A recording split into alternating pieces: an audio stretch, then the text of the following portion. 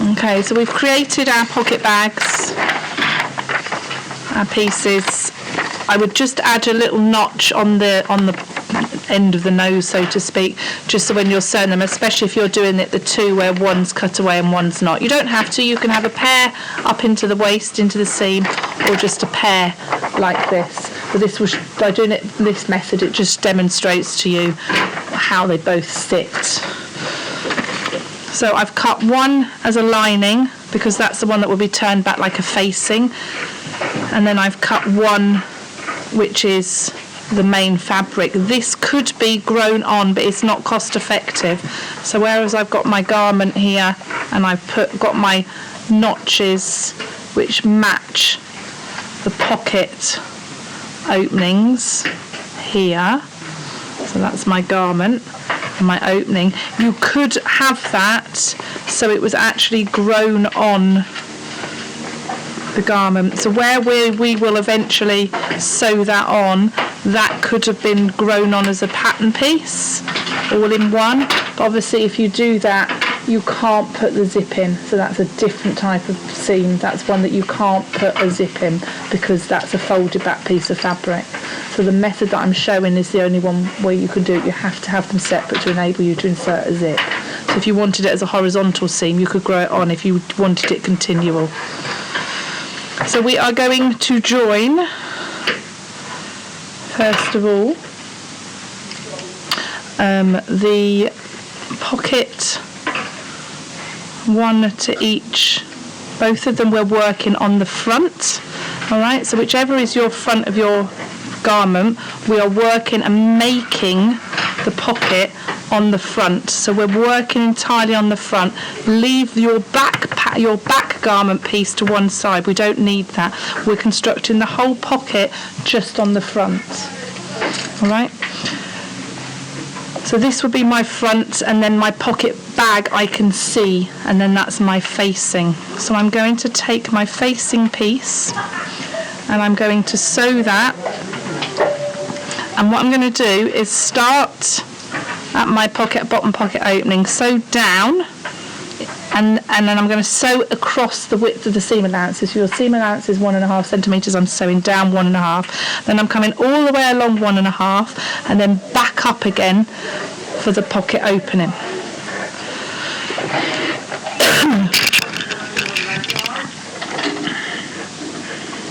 So I'm going to pop that in here. So my seam, and I'm just going across where the seam allowance is. So backwards and forwards.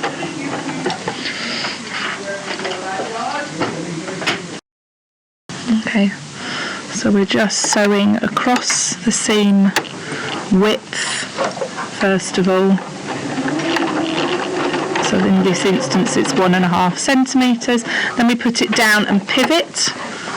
So we're sewing across the pocket opening. We're joining the facing to the pocket opening. So 1.5 centimetres. And this is really important that you sew this the exact width of your seam allowance, because this will be your edge that lines up.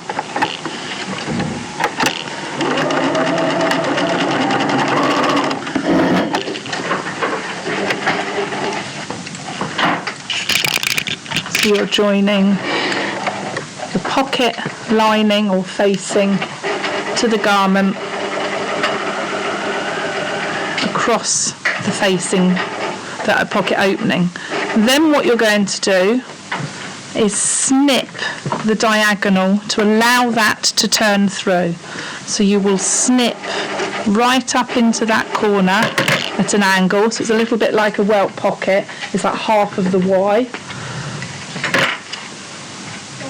Snip that up to there like this, and that will enable you to fold this out and fold that around so the seam allowance steps across like that. Before I worry about doing all of this, I'm going to understitch it because this is my lining, so I want this to tuck out the way and roll. So before I get that and press it, I'm just going to fold my seam allowances onto my pocket bag, and then understitch it to you don't need to go right up into the corner. Come in a little bit, a couple of centimetres, up to about an inch, and then just pull it apart. Do your understitching to hold and help roll that edge.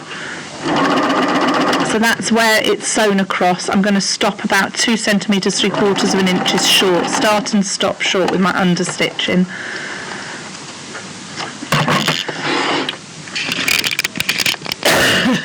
And then that allows us to fold this so the seam allowance has a step like this. Okay. And I'm going to take that to the iron and give it a good press. So we've taken that pocket bag, you've ironed this, so it's now showing a step. So this is the finished edge of the front of the garment, and then this step is what's going to be caught in the seam allowance. And that's what's going to enable you to be able to put a zip in it. So have your edges, your pocket bags edged. Lay your main fabric pocket bag down. This one is the pocket facing because it's showing behind it. And then you line them up. You've got your notches for the pocket opening. So you lay those on top of each other. And then that will enable you to flip your garment, and the pocket bags should line up. You are just joining the pocket bags. Now I've got this one to show how it would be if they're both pocket bags or just into the seam. You can do this, it reduces bulk into the waist. This underneath one is the one that's going to anchor if you're putting it up into a seam. So you don't need to have both of them up into the waist to anchor it, but you need to close the pocket bag, so it's going to go from here and sew all the way around and finish around here. And then in the making you can see they were cut the same, but quite often pocket bags move a bit. Don't worry about distorting these and making these join up. You just want them to lay flat. That's far more important, having them lay flat. So pin it all round and then attach and join them together, sewing with your seam allowance. If your pocket bags were both the same shape, you would be able to French seam them like a jeans pocket, but generally are just sewn together. And you get special pocketing fabric, which is like a heavy cotton. Just watch as it goes, 2 fabrics.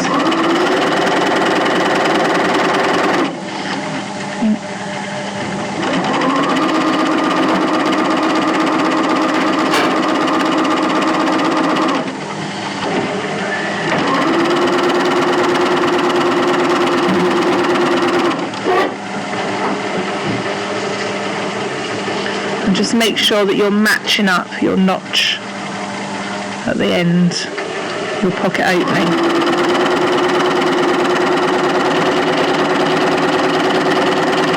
So you're just sewing the pocket bags together.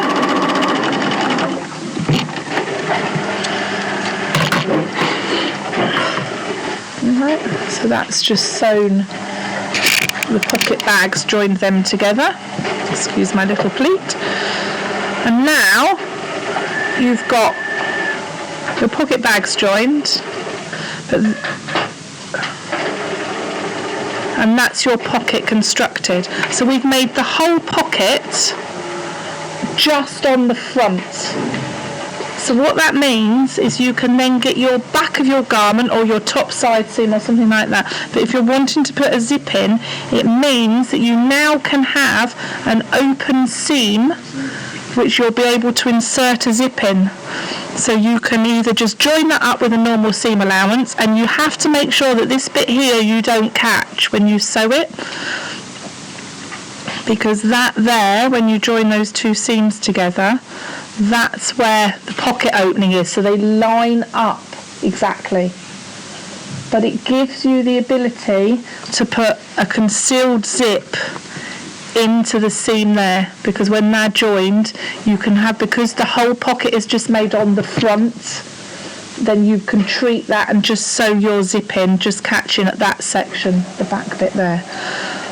So I will just join it as a normal seam, but knowing that you can But take care not to, when you do it, sew that section of the pocket. So you're going to join your garment with your seam allowance, and that's why it's important that that first one that you sewed together was the correct seam allowance at this point, and lining it all up. So check when you get near that point that you're not going to catch that bit. You might want to bend it out the way, put a pin in there and feel it. But you do need to catch it right at that moment. You might want to go backwards and forwards a bit just to reinforce it, and then get ready on the other end to continue your sewing. And then that bit's just sewn as normal, but you're only sewing through the two, keeping that pocket out the way. And then when you get up here, you're aiming for that point there to catch it and not catching the pocket itself. A lot of feeling going on.